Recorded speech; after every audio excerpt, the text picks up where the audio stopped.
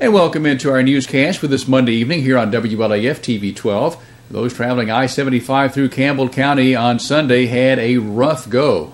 It was across Jellicoe Mountain where multiple accidents occurred, including one 19-vehicle mishap near the Rarity Mountain exit.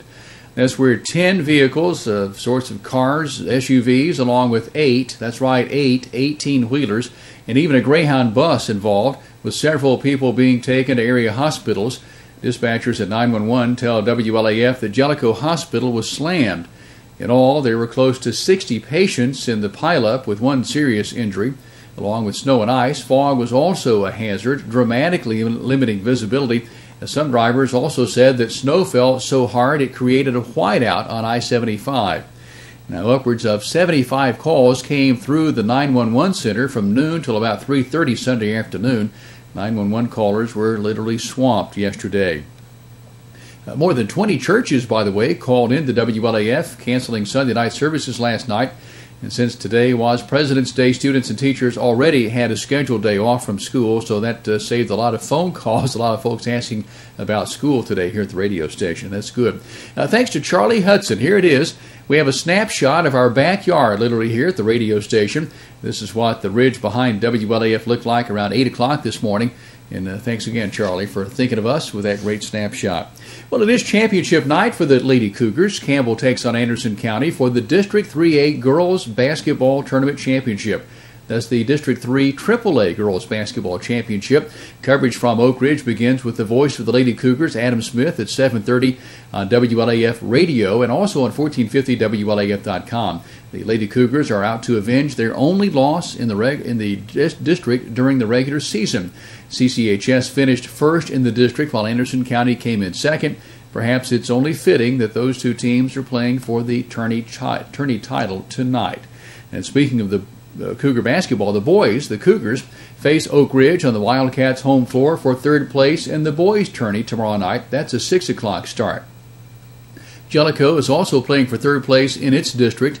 The Blue Devils square off with Sunbright for the third place spot in District 4A. That's going to be tomorrow night at Wartburg, 6:30 for that start time. WLAF Radio will have the Cougars game tomorrow night. 1450WLAF.com will have the broadcast of the Blue Devils and the Sunbright Tigers tomorrow night. That'll be on 1450WLAF.com. We mentioned that you can see the Lady Cougars game televised live tonight. Simply connect to 1450WLAF.com at 7:30. You may watch every inch of that game tonight live right there on your computer screen, 1450WLAF.com. Well, with today being a holiday, many county offices were closed, including the courthouse. There was no early voting today, with the Election Commission office being closed. Early voting, however, does get back in gear tomorrow on Tuesday. In fact, through Saturday, 164 people countywide had voted early. Early voting for the March 6th presidential preference primary and the local sales tax referendum ends on February 28th. And a footnote, if you do not want to vote in the presidential preference primary, and some folks don't like to vote in primaries, you may still vote on the sales tax referendum. All you need to do is when you walk into the office, tell them that you want to vote only for the sales tax referendum, and they'll give you a ballot for that. And we close this evening with a story here on the Tennessee Civil Justice Act. It's commonly called the Tennessee Tort Reform Bill that's been in effect for actually less than 6 months. This bill limits the amount that a jury can award an injured plaintiff. Governor Bill Haslam says that it's good for small business, claiming the new law will prevent outrageous verdicts and limit frivolous lawsuits. But not everyone agrees to that. Andrew Cochran, a conservative blogger and Tea Party member, believes the law infringes on Tennesseans' right to a trial by jury, which is constitutionally protected by the 7th Amendment. Cochran is the founder of the blog 7th Amendment Advocate and will be part of a discussion about the new tort reform law on Tuesday at the Legislative Plaza in Nashville. That'll be with the Tennessee Association for Justice as well. The discussion begins tomorrow at 10:30 a.m. Central Time. Well, that does it for our news this evening. Stay tuned for the Campbell County Sheriff's Department press release. That's coming up next right here on WLAF TV 12. Now let's take a look at the sheriff's report from the weekend. 22 names on today's list, and we begin with 33-year-old Clifton Shane Atkins of Heron Lane, Caryville. picked up for DUI in violation of the implied consent law. Levi Derek Barnaby, age 22, of Glade Springs Road, La Follette, possession of Schedule 6 controlled substance, possession of drug paraphernalia, and violation of the light law. Also today, 48-year-old Stuart P. Bradley of East Village Circle, La Follette, for meth and initiation of procedure intended to manufacture meth. Elsewhere, Robin James Brady, age 36, of Old Middlesboro Highway, La Follette, violation of probation and attachment for child support. Benjamin Milo Bullock, 20, of Willie White Lane, Jacksboro, for public intoxication, underage consumption of alcohol. And 51-year-old Mary Sue Corridor of Grantsboro Road, La Follette, promotion of meth, manufacture, and meth.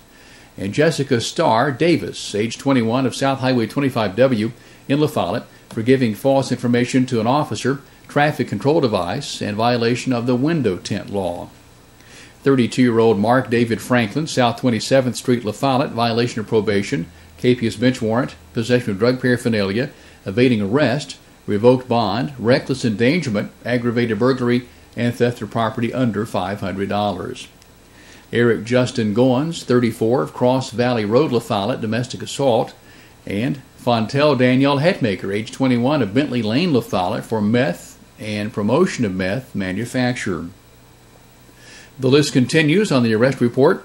35-year-old James S. Holland, Red Hill Circle, Speedwell, public intoxication, and 33-year-old Nathan Daniel McCarty of Lawson Lane, Jacksboro, possession of drug paraphernalia, possession of Schedule 4 controlled substance, resist, stop, frisk, halt, search, and capious bench warrant.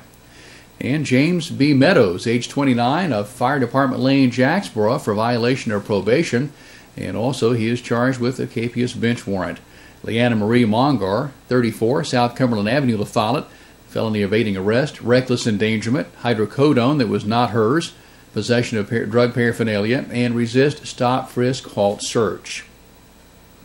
28-year-old Alex C. Rogers, South 12th Street, La Follette, violation of probation, filing a false report or bomb threat, theft of property under $500, theft of property from $1,000 to $9,999, and also burglary. 24-year-old Michael Lynn Shears, West Walden Street, La Follette, capious bench warrant. Tommy Ray Shears, 39, of Farrington Lane, La Follette, for driving under the influence, third offense, theft of property under $500 and driving while revoked.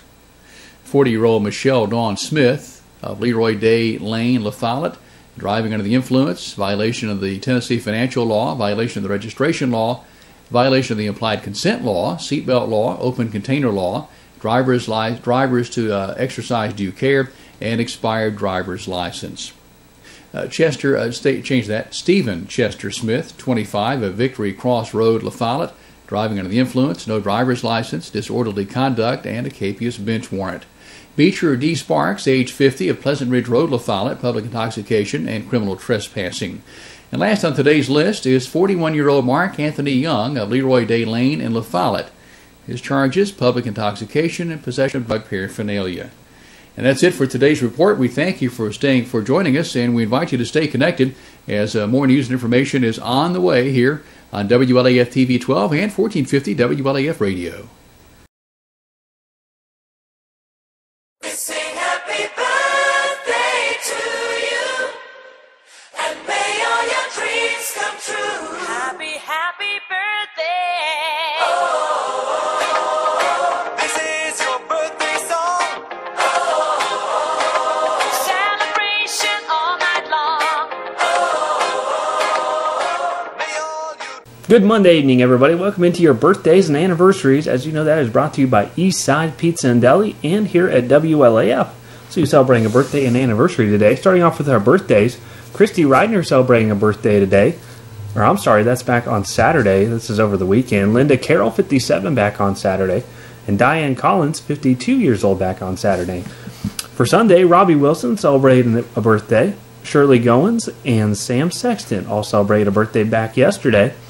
And for today, Zach Marlowe, Brianna Stanford, Jason Rutherford turned 38 today, and Charles Sampson all celebrating a birthday today. So happy birthday to all of you. Hope you either had or are having a good birthday. Got a couple anniversaries here. One from Saturday, Carl and Tammy Johnson, 23 years back on Saturday. And for today, Wayne and Diana Huckabee celebrate 3 years today. So congratulations to you. All of you are qualified for our upcoming drawing this coming Friday for 2 free dinners from East Side Pizza and Deli, just by bringing in your or sending in your information, name, phone number, and age if you'd like. That qualifies you for a chance at winning 2 free dinners from East Side Pizza and Deli, and that's all it takes. So if you want to get a hold of me here, you can call 562-1450, 566-1450, or 562-3557. If you want to fax in your information, you can do it that way, 562-5764. Or you can email it to us here at WLAF@bellsouth.net. And that does it for our birthdays and anniversaries for this Monday. So I hope you all have a good night. We'll see you back here tomorrow. And stay tuned. Your news continues.